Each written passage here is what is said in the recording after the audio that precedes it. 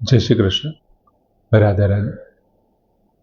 મિત્રો, 16મા અધ્યાયના 7મા શ્લોકમાં ભગવાને વાત કરી કે પ્રવૃત્તિમ ચ નિવૃત્તમ ન વિદુહુ આસુરાહ જના. જે આસુરી લોકો છે તે ક્યાં પ્રવૃત્ત થવું જોઈએ અને ક્યાં નિવૃત્ત થવું જોઈએ એમના વિશે કંઈ જાણતા નથી. ન શૌચમ ચ અપી ન આચારઃ. એનામાં બાહ્ય શુદ્ધિ કે શ્રેષ્ઠ આચરણો પણ નથી.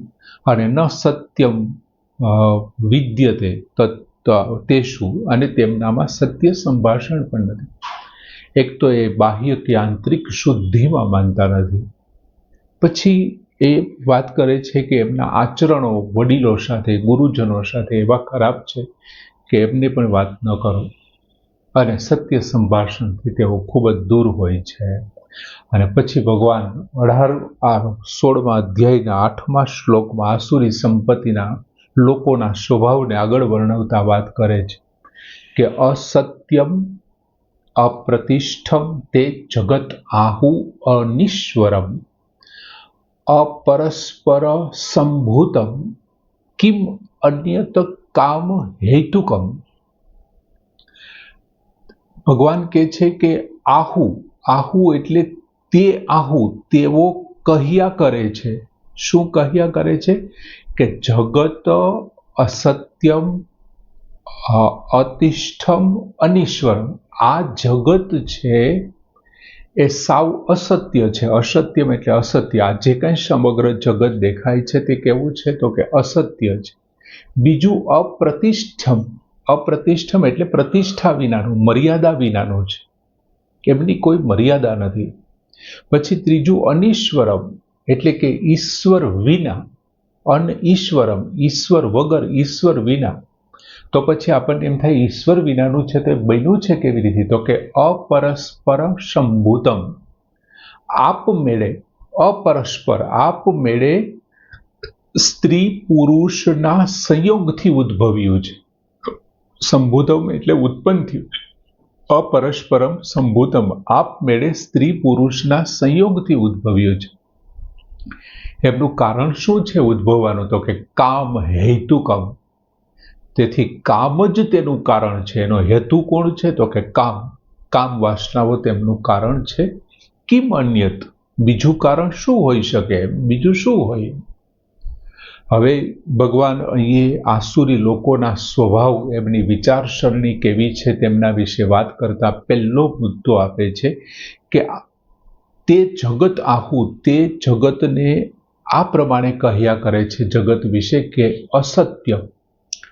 આસુરી સ્વભાવવાળા લોકો જે છે તે જગતને અસત્ય કહ્યા કરે છે કે ભાઈ આ જગત છે એ ખોટું છે.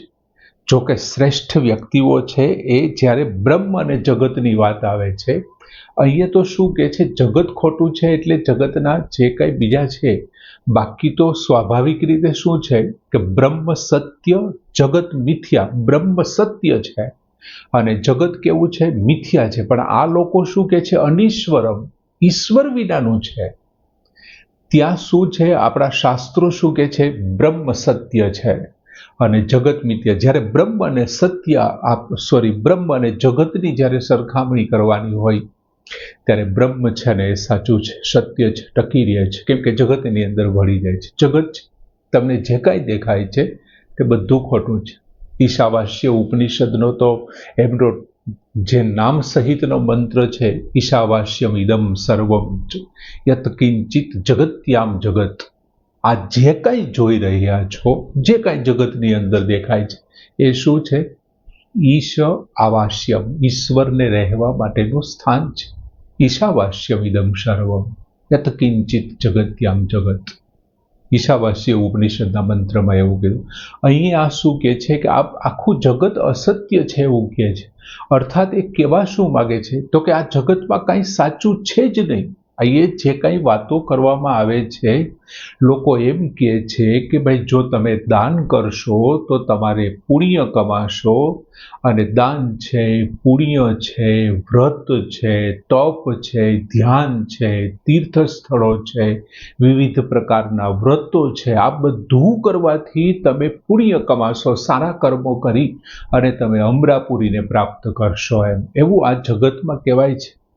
પણ આ લોકો શું કહે છે તો કે આ જગતની અંદર જે આ બધું આપેલું છે ને બધું ખોટું છે, આ ઢોંગ છે. અમુક લોકોએ પોતાનું આ બધું ચલાવવા માટે નક્કી કરી રાખ્યું છે. ખરેખર એવું કંઈ હોતું જ નથી. દાન પુણ્ય, દાન શું કરવાનું? જેને જે ઈચ્છા હોય, ત્રેવડ હોય એ કમાય. પુણ્ય એ વળી શું છે? પાપ પુણ્ય જેવું કોઈ છે જ નહીં. પરિસ્થિતિ તમારી પાસે જે કરાવે છે એ આપણે કરીએ છીએ.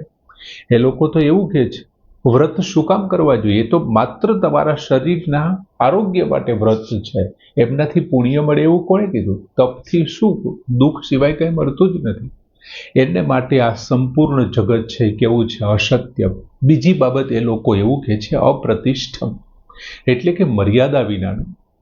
આસ્તિક લોકો જે હોય છે, જે ભગવાનમાં માને છે, ધર્મમાં માને છે, જેમને સંતો, મહાપુરુષો અને ગ્રંથો અને ગુરુ ઉપર વિશ્વાસ છે, એવા લોકો જે આસ્તિક છે, એ ધર્મ, ઈશ્વર, પરલોકમાં એમને શ્રદ્ધા હોય છે, અને તે પ્રમાણે શ્રદ્ધા પ્રમાણે તે લોકો શું કરે છે? પોતાનું જીવન વ્યતીત કરે છે. જ્યારે જે લોકો નાસ્તિક છે, એ નાસ્તિક લોકોને આ ઈશ્વર છે, ધર્મ છે, પરલોક છે, એમાં કોઈ જગ્યાએ એમને ક્યાંય શ્રદ્ધા નથી, અને એટલા માટે એવું કહે છે કે આ સંસારની અંદર કોઈ પ્રતિષ્ઠા, સંસારમાં પ્રતિષ્ઠા છે જ નહીં, એમની અંદર કોઈ છે જ નહીં. આ બધું ધર્મ ને એ બધું શું છે? તો પછી જે લોકો ધર્મને નથી માનતા એ લોકો જીવવા ન જોઈએ.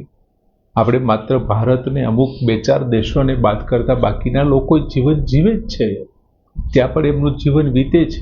એટલે આવા ઉદાહરણો આપી સમજાવીને, કેમ કે એમની પાસે જે આગળના શ્લોકમાં આવ્યું ને, એમને જે શિક્ષણ લીધું છે એ શિક્ષણમાં હંમેશા શું આવ્યું છે? પરોપજીવી ને સ્વાવલંબી, આ બે જ વસ્તુ વિશે વિજ્ઞાનમાં ભણ્યા છે. અને વિજ્ઞાન અને અધ્યાત્મ બેને મેળ ન ખાય. એટલા માટે મેળ ન ખાય, બેના ફંડા જુદા છે. વિજ્ઞાન એવું કહે છે કે દેખાય તો વિશ્વાસ કરો, અને અધ્યાત્મ એમ કહે છે કે વિશ્વાસ કરને તો દેખાશે. અને વિજ્ઞાન એમ કે દેખાય તો વિશ્વાસ કરવો. એટલે બેનું જુદું જ છે. પછી બીજું, આવા આસુરી સ્વભાવના લોકો છે એ અનિશ્વરમ, આ જગતને ઈશ્વર વિનાનું માને છે. તો કે ભાઈ આ જગતમાં તેઓ માલિક વિનાનું છે, જગતનો કોઈ માલિક છે નહીં. અહીંયા થોડા સમય માટે આપણે આવ્યા છીએ, આમની પહેલા કોઈ બીજા હતા, એમ થોડા સમય પછી તમારામાં જેટલું ત્રેવડ હોય એટલું આની માલિકો પણ ભોગવી લ્યો. એટલે કે જગતને કોઈ રચવા વાળો છે નહીં, એમનો કોઈ સર્જનહાર નથી, એમના ઉપર શાસન ચલાવવા વાળો કોઈ નથી. તમે ગમે તે કર્મો કરો, તમારા કર્મોની સજા આપવા વાળું કોઈ છે જ નહીં. એમની દ્રષ્ટિએ આ માલિક વિનાનું છે, મર્યાદા વિનાનું છે. પછી એ બીજું કારણ એવું આપે છે જગતની ઉત્પત્તિ બાબતે કે અપરસ્પર સંભૂતમ કામ હેતુકમ. કામ હેતુક, માત્ર કામનાઓ જાગ્રત થવાને કારણે એક સ્ત્રી છે પુરુષ તરફ કામુક થઈ, અને એક પુરુષ છે સ્ત્રી તરફ કામુક થઈ. આમ જગતની ઉત્પત્તિ છે એમનું મૂળ કારણ છે કામના છે. નર છે એ માદા તરફ કામ વાસનાને કારણે એમની સાથે સંયોગમાં આવે છે, અને એમાંથી આ જગતની ઉત્પત્તિ થઈ છે. આ સિવાય બીજું કોઈ કારણ અમને તો દેખાતું નથી.